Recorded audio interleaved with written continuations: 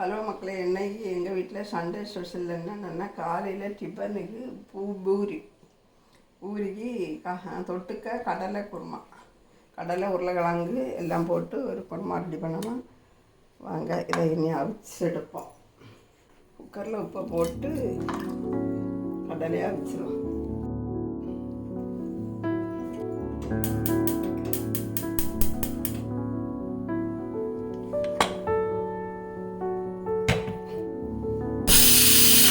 பட்டாணி தேவை வச்சு எடுத்தாச்சு. இதுக்கு தேவையான பொருட்கள் எடுப்போம். விரிச்சு எடுத்துருவோம்.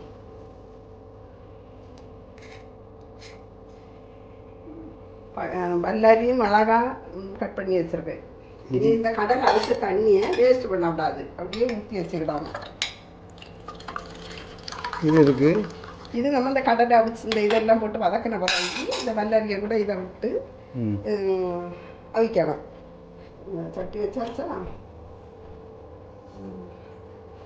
தேங்காய் எண்ணெயில் தான் தாளிப்பு. எண்ணெய் விட்டாச்சு, கடுகு போட்டாச்சு,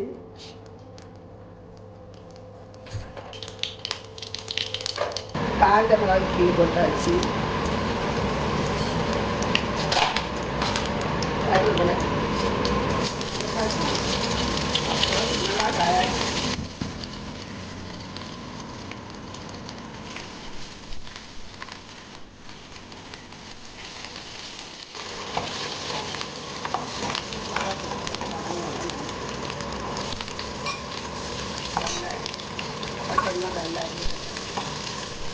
நல்லா கலந்து வந்து கொஞ்சம் பல்லாரி வதங்குமா? அப்போ தான்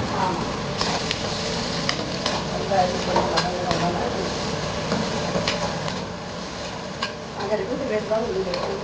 கொஞ்சம் போகலாம்.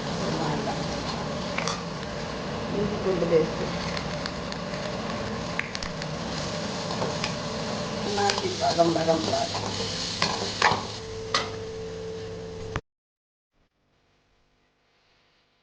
பொடி பண்ணி அது என்னது? இறைச்சி மசாலா எல்லாம் போட்டு பொடி பண்ணி வச்சு அதுக்கு ஒரு மனசில் எடுத்து போட்டுருவோம்.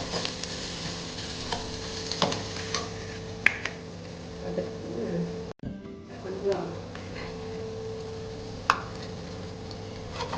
கட்டியாக கிடைக்கிறதுக்கு எழுதி கொஞ்சம் கடலை சில ஒரு அடி அடித்து வச்சுருக்கேன். பட்டாணி கடலை தான் அது.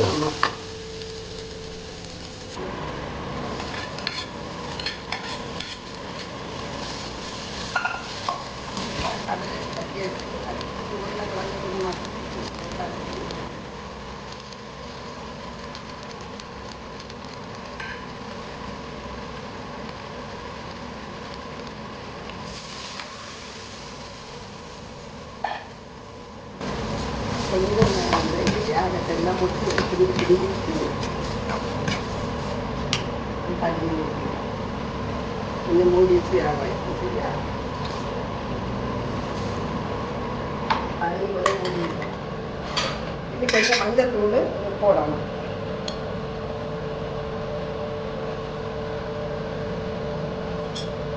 மஞ்சள் தூள் போட்டுட்டு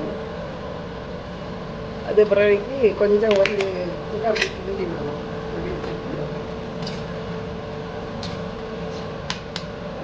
உப்பு ஏற்கனவே கொஞ்சம் போட்டுருக்கேன். வெங்காயம் எண்ணெய்னா கொஞ்சம் உப்பை பார்த்து கொஞ்சம் போடணும். அடுத்து கொஞ்சம் பெருஞ்சீரகம் எடுத்து கையை எடுத்து ஒரு நசுக்கு இப்படி நசுக்கி போடணும்.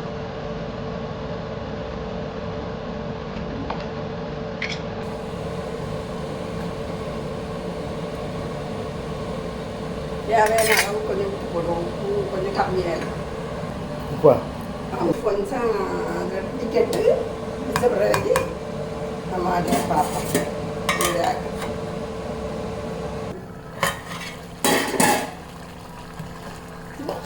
குருமா ரெடி ஆகிட்டு இனி எடுத்து பூரிக்கு மாவு ரசம்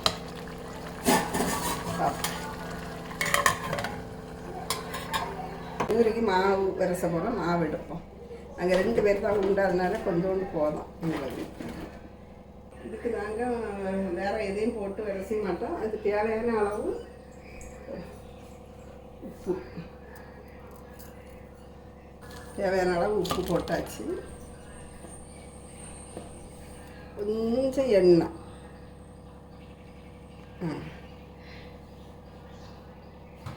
எல்லாம் சேர்த்து சரியாக நல்லா மிக்ஸ் பண்ணிவிட்டு கொஞ்சம் கொஞ்சம் தண்ணி ஊற்றி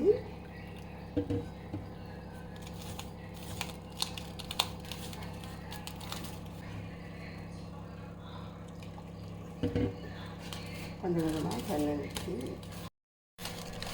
கொஞ்சமாக தண்ணி ஊற்றி இந்த கைக்கு பதமாட்டு வர அளவில் நிறைய தண்ணியாட்டி இருக்கக்கூடாது.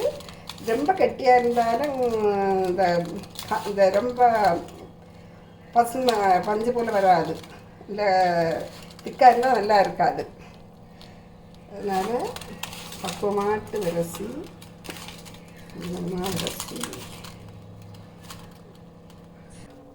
ரொம்ப கட்டியாக இருந்தாலும் இந்த சமைக்க முடியாது. அதனால் கொஞ்சம் சப்பாத்தி பருவத்தோடையும் கொஞ்சம் இலக்கமாக இருக்கணும். அப்படின்னா தான் ஆக போய் வரும். நாங்கள் இதில் சோடா உப்போ எதுவுமே போடாமல் தான் விரசி நான் கரெக்டாக அதை பார்த்தீங்கன்னா கையில் மாவு ஒட்டாத அளவில் கரெக்டாக பக்குவமாக விரசி எடுத்தாச்சு. ஒரு 5 நிமிஷம் வெயிட் பண்ணி வைப்போம்.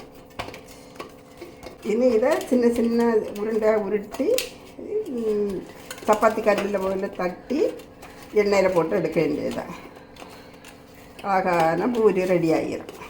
எண்ணெய் ஊற்றியாச்சு மக்களே. எண்ணெய் நல்லா காயட்டு மாவு உருட்டி அழகாக வைக்கணும். பார்த்தீங்களா மக்களே, இப்படி உருட்டி ஒன்றா எடுத்து வச்சுட்டு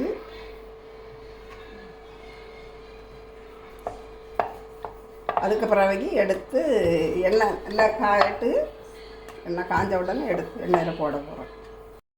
எண்ணெயில் போட்டாச்சு. பாருங்கள் அழகாக பொவியது பார்த்தீங்களா மக்களே. வேறு எந்த இது நாங்கள் சோடா உப்பு எதுவுமே போடலை, வெறும் மாவு தான் உப்பும் போட்டு அப்படியே விரசி பார்த்தீங்களா. அழகாக பொவியந்துட்டு பார்த்தீங்களா.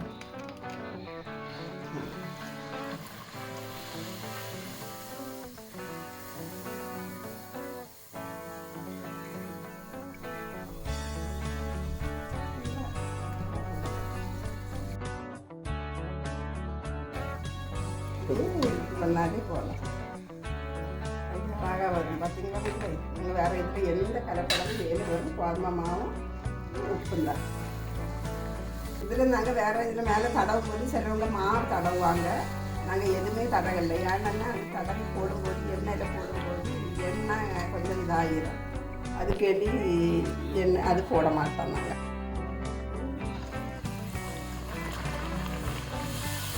வீட்டுக்கு தானே சோடா போடணும், போடாமல் அழகாக நாங்கள் மாவு விரசும் போது லேசாக எண்ணெய் ஊற்றணும் பார்த்தீங்களா. அதனால் நம்ம இதில் வேறு மாவு ஒன்றும் தடவி போடணுன்னு அவசியம் கிடையாது. பார்த்தீங்களா, அது அழகாக பொங்கி நிற்கும் பார்த்தீங்களா.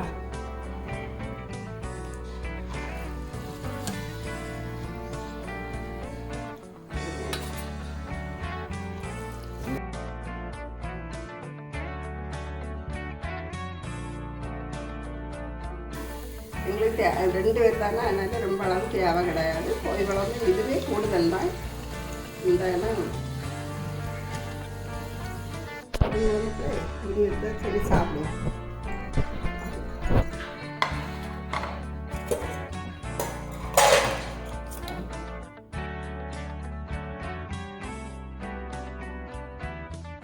பார்த்தீங்களா மக்களே, இனி இது வச்சாச்சு சாப்பிட வேண்டியதுதான். என்ன டேஸ்ட்டாக இருக்குது தெரியுமா, பாருங்கள். ரொம்ப டேஸ்ட்டாக இருக்குது. இந்த வீடியோ பிடிச்சிருந்தா லைக் பண்ணுங்கள், ஷேர் பண்ணுங்கள், கமெண்ட் பண்ணுங்கள், சப்ஸ்கிரைப் பண்ணுங்கள்.